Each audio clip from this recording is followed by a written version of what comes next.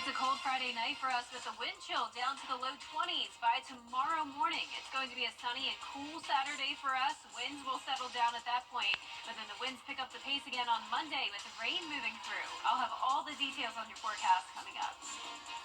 Right now on News Channel 6 at 7, mourners descending on Plains, Georgia. We'll hear from people paying tribute to President Jimmy Carter. And a new year comes with a new policy for students in South Carolina. A look at a big change for local schools regarding cell phones as your News at 7 starts now. Live from Television Park, this is WJBF News Channel 6 at 7. Good evening, everyone. I'm Dee Griffin. Thanks so much for joining us. Coverage you can count on begins in Plains, Georgia, where people from across the country are heading to the small Georgia town to pay their respects to former President Jimmy Carter, who died earlier this week. Brad Means has more. It is certainly setting up to be a very special weekend here in Plains, Georgia, a chance for people to come and pay tribute and to celebrate the life and legacy of our 39th president. People coming from hundreds of miles away to honor 100 years of life. Jimmy Carter and his hometown are part of a journey that so many just had to make. My first presidential election was voting for Jimmy Carter, and it was just, so it's a good moment. It's almost a surreal type feeling, being here. I visited here before, and it's hard to believe I'm visiting here now, and he's not here. Paula Spear's appreciation for President Carter runs deep. At one point, when she was little, that respect extended to a furry friend. I had a kitten that I named Jimmy Carter when Jimmy Carter was elected governor of the state of Georgia. Was he a gray cat? Yes, he was. Ended up being a female, but I still called her Jimmy Carter. They used to be. Okay. Philip Kurland has run the Plains Trading Post for 30 years. We're the largest retail political memorabilia dealer in the United States. He credits Carter for boosting business in a big way downtown. So things have never been this good in Plains, and we expect, since it's going to become a presidential burial site as well as birth, plus we've been national park for 4 years. We're very optimistic for the future. There are people of all ages here, even those who were born decades after Carter was in the White House. I think looking back at all the former presidents we have today, he stands out as the one that has continued to work for a better America, but also a better world in general. London Wallenweber asked his mom to drive him more than 800 miles so he could be here. Mom's a social studies teacher and was more than willing to be part of an experience you won't get from a textbook. Carter's always been somebody that's come up as such a great role model. He might not have been the best president we've ever had, but he's the best former president we ever had. Lots of sentiments and signs of the former president's prominence and impact here. A man who touched a lot of lives over the past century. It's very nice. It's very satisfying. I feel, that I did something for him. And ceremonies will get underway Saturday morning just after 10 o'clock. The former president's motorcade taking one last lap around Plains, Georgia, before heading on to Atlanta and ultimately Washington, D.C. for his funeral next week. In Plains, Georgia, I'm Brad Means, WJBF News Channel 6. And cold air will meet a lot of people who will be going to pay their respects, and we are definitely dealing with that cold air here. And Chief Meteorologist Jenna Petracci joins us now with a look ahead to this evening. And the wind today, Jenna, wow, it was out there whipping around. I know everything was blowing around today. We have had some gusty winds lately this year and now into 2025, to say the least. And right now the winds are still howling. We're seeing sustained winds up to around 14 miles per hour in some places, 15 in Washington, and gusts up to 24 miles per hour now up there in Wilkes County, 27 in Sparta, 22 in Sandersville, 28 in Edgefield. It's definitely the northern half of the CSRA seeing those highest wind gusts, not quite as bad in our southern line counties. Highest wind gust was 38 miles per hour today in Aiken, 32 in Augusta, 37 up there in Washington. A lake wind advisory will go until midnight tonight for those gusts up to 35. Our Terry Lambert Hyundai Skyview cam showing even down in Swainsboro, though it is breezy, despite the winds being a little bit bit later. Flag and trees are blowing around there in town. Today we had a low of 28 degrees in the morning, and our high matched our average perfectly at 59. But definitely a below average morning, and it will be just as cold tomorrow morning as well. We're sitting in the upper 40s to low 50s at this time. Wrightsville, you're at 51, 49 in Gibson, 49 in Sparta, Augusta at 50, and 47 in Aiken. The wind chill is all the way down to around 41 now in Saluda, Washington, Lincolnton, and later on tonight, if you're headed out, it will be down into the 30s. High pressure in control, that will keep us sunny and dry for tomorrow and the rest of this evening. Clear skies with those winds up to around 10 miles per hour sustained by 9 p.m., falling into the low 40s. Looking ahead here, we will have a sunny Saturday, but then clouds will move in on Sunday with a slight chance of rain, then a much higher rain chance on Monday, and yes, the winds are picking up the pace again at that point. I'll have a look at your future cast for that coming up, plus a look at the big wind chill as we'll go into next week. So stay with us. But back to you, Dee. All right, thanks so much. We'll see you then. FBI agents in Atlanta have confirmed the Bourbon Street attack suspect had ties. A new push by federal lawmakers could benefit Georgia teachers and first responders. The Social Security Fairness Act will increase Social Security benefits for teachers, police officers, and firefighters. It would repeal other provisions that restrict or eliminate Social Security benefits if a worker was entitled to pension based on earning from employment not covered by Social Security. Senator John Ossoff says this bipartisan bill could restore Social Security benefits for more than 50,000 Georgians. On this single night, we passed that legislation to strengthen retirement in a very meaningful way. We're talking about a very substantial increase in retirement benefits for impacted teachers, firefighters, first responders, law enforcement. Bipartisan in the U.S. Senate. President Biden is expected to sign the bill into law on Monday.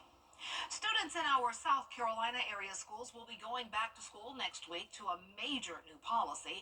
There is a ban on cell phone use during the school day. News Channel 6's Kim Vickers has the details. The new cell phone use policy states that kids cannot have their phones out at all during the school day, and they must be powered off, starting with the morning tardy bell and ending with afternoon dismissal. The policy bans the use of all personal electronic devices, which include phones and any accessories like smartwatches, Bluetooth headphones or earbuds, gaming devices, and tablets. Because they can text or do whatever on a watch just as well. They can be just as not as distracted with their watch, but they could still send messages and they could still be disruptive with a watch. There are exceptions for medical reasons with a 504 plan and students who are volunteer firefighters or work for an emergency organization. Consequences for violators are strict but vary.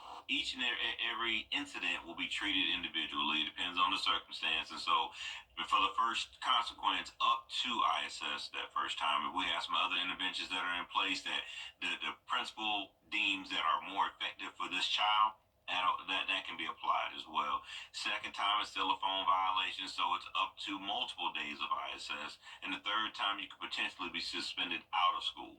It's all part of a state board of education policy approved back in September. School leaders believe banning the use of cell phones during school hours will be beneficial to kids in the long run. There was the slap to your teacher and video it. There's been the all kinds of set the bathroom on fire and video it. All that came from TikTok and on social media. So we really are hoping that some of those things will be curbed and not interfere with teaching. We can see it ourselves. When kids are kind of preoccupied and if I could use the word obsessed sometime with keeping current with whatever's going on in the world to the point where they can't focus on the lesson at hand. And so we really hope that this helps with that endeavor. Now, Dr. Murphy is asking parents to help the school district to enforce the policy, saying again that this is handed down from the state and their funding could be affected if they do not comply. For more information on the new cell phone use policy and the consequences if those are ignored, just head on over to WJBF.com. In North Augusta, Kim Vickers, WJBF News Channel 6.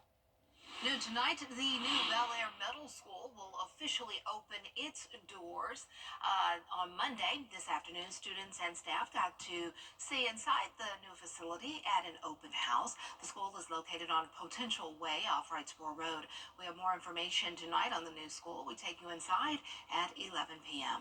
Well, happening next week, more road closures on Broad Street. The city of Augusta announcing today that road construction will begin between 15th and 13th Street on Tuesday. One lane will be open in each direction. Expect expect delays if you are traveling through this area for the next several months. Drivers are encouraged to use different streets. Well, coming up, lawmakers return to Capitol Hill for the start of the 119th Congress. A look at the contentious vote for Speaker of the House when we return. Head and Shoulders is launching something. We have a wind advisory in effect until midnight, and then even colder air moves in for our Saturday. A nice sunny day, then some cloud cover and rain Sunday into Monday with more winds, and then even colder weather next week. A lot going on, and I'll break down all the details when we return. Happy Friday, Georgia. Now, your most accurate forecast with WJBF Live 5 or 6. Welcome back and happy Friday to you. I hope you're getting excited for a nice cold weekend, I should say. It will be a great one, though. Lots of sunshine on Saturday and little to no rain to disrupt any plans on Sunday. So we'll get all into that in just a moment. But right now on our Terry Lambert Hyundai Skyview Cam, clear and dry conditions tonight, looking good in Waynesboro. We're still sitting at 50 degrees, northwest wind of 13 miles per hour. It was windy today for sure, and that wind is just adding to the cold, so the wind chill will be a little bit harsh tonight, going down to the low 20s by the time we get into the overnight hours. But dew point at 25, visibility is okay, not expecting any fog tonight. We're down to 46 in Saluda, McCormick 47 to the west in Crawfordville.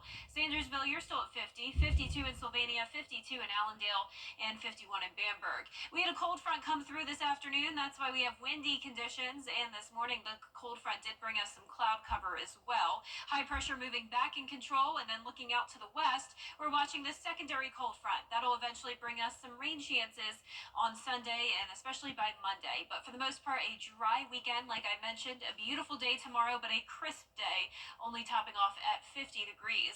Our hourly planner showing us down to around 23 for that feels like temperature at 7 a.m. tomorrow. I advise you just sleep through this if possible, but even if you're going out in the afternoon, you'll still want to bundle up since the temperature is once again only getting to around 50 at the highest. Winds will be lighter though as we go into Saturday afternoon and again on Sunday, but then notice the winds shoot all the way up to 40 miles per hour for those gusts on Monday, and there even is a chance that we could see some isolated gusts even higher than that.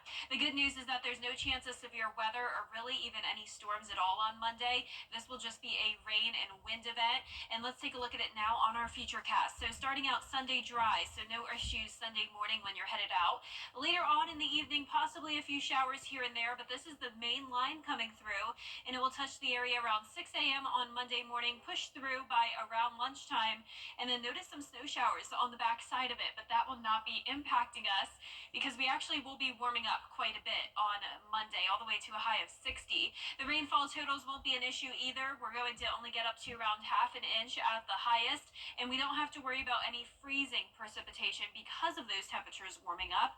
We would need temperatures at 32 degrees or below to see freezing rain, and notice we'll have a low of 41 on Monday morning. But once that cold front pushes through on Monday, we will have the Arctic blast settling in with a 100% chance of below average temperatures for that second week of January. We've also been talking about the possibility of some winter weather, but keep in mind we are still 7 to 10 days out, so we're just at pattern recognition. We'll start to get a better idea if it's less or more likely by this weekend, and then next week we'll really be able to pinpoint some fine details. It all depends on this Gulf flow. That's what we're watching. That would bring us the moisture that we'd need in order to see a winter mix. So we need the moisture and we need the cold. We definitely have the cold, but it's all up to that Gulf flow, so we'll keep you updated on that. Now here's a look at your 10-day forecast. We're watching the rain on Monday, and then that'll be followed by sunshine and the cool down next Tuesday. High of only 48 after that high of 60 on Monday, then down to a low of 22 next Thursday morning. So definitely a pretty harsh wind chill next week, D. What? Yeah, 22. I know it's so cold, but it's January, so what can we expect, I guess? As long as you don't say the S word. Well, I mean, the kids want the S word, but I mean, as long as you don't say the I word. Yes. Yeah, the Yes, three-letter exactly. word. We do not Because want of that. I, we don't want that. Yeah. All right. Thanks so much. We're about a week away from this year's Border Bowl, and tickets are still available. Can I brag for a second? My cousin Nicholas Smalls plays for Westside. He's in the Border Bowl. The best seniors in Georgia and South Carolina. My cousin Nick for Georgia will take the field at Strom Thurmond High School next Saturday, January 11th. Kickoff is at 1 p.m. Tickets are $10 and will be $15 on game day. Parking, it's $5 in cash. And can I say it again? My cousin Nicholas for Westside will be playing. To purchase your tickets, go to WJBF.com. And my producers like move along with my cousin Nicholas. Coming up, the Golden Globes this weekend. We take a look at who is expected to come out on top next. From the nicest man in Mayberry I'm an honest man and an honest sheriff. to the biggest mouth in Queens, You're gonna love this! you won't find a better sheriff Oh, shucks. or a worse neighbor. That's the dumbest thing I ever heard. The Andy Griffith Show, weeknights at 8, I think you're the best sheriff in the whole world. and All in the Family, Sundays at 8. Get lost. BTV, WJBF 6.2. The Aiken Performing Arts. 6. The People's Court, weekday mornings at 10 on News Channel 6. Weather headlines on News Channel 6, brought to you by Hickson Roofing. The News Channel 6 mobile app is now even better. Download it today. Award season is getting ready to officially kick off this weekend in Hollywood. Will Reed takes a look at who are the top contenders for Sunday's Golden Globes. Together we'll be the greatest team. Kidman, a perennial Globes favorite with a lifetime total of 17 nominations and 5 wins, is a contender again this year, this time for Best Actress in a Motion Picture Drama for her steamy role in Baby Girl. She'll face off against Angelina Jolie for her role as opera diva Maria Callas in Maria. I will sing when I am ready to sing. And in the Best Actor in a Motion Picture Drama category, Timothée Chalamet, a frontrunner for his portrayal of Bob Dylan in A Complete Unknown. And the seas will split. Ready to develop more than a career? Science Co. quarterlysolvay.com/career. Breezy and cold tonight, going down to 27 degrees. High of only 50 tomorrow, nice and sunny. Then some rain Sunday night into Monday. Warming up to a high of 60, but then right back down to 48 next Tuesday. Sunny and dry. And then next weekend, we'll be watching for maybe a chance of some winter weather. All right. Well, thanks so much. We'll keep an eye on it with you because we don't want that 4-letter S word. The second I. letter. The I. That's The right. I We want word. the S with this N next to it. Right, you're thinking of the other S word too, because there's another type of. There's a lot of different winter weather Good types. point. Let's go through our whole alphabet. I know, right? That's our time for now. Thanks for joining us. Entertainment Tonight is next.